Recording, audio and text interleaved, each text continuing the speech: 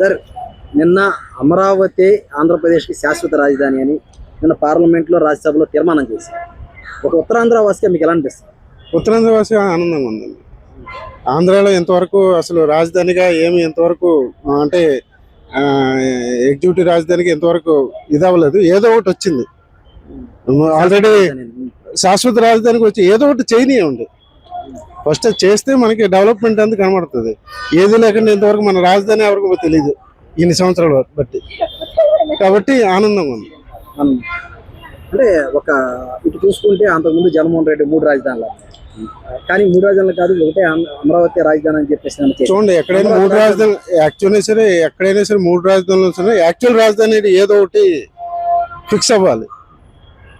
అప్పుడు 5 సంవత్సరాలు కానీ 8 సంవత్సరాలు కానీ ఇంతవరకు ఫిక్స్ కాలేదు 2012 నుండి.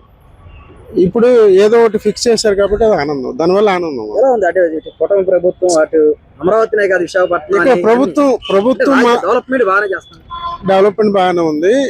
ప్రభుత్వం ఏదైనా సరే మనకు రాజధాని అనేది నిర్దిష్టంగా ఒకటి నిర్ణయం పడాలి. అది ఇప్పుడు వచ్చింది కాబట్టి దానివల్ల సంతోషం, ఆనందం.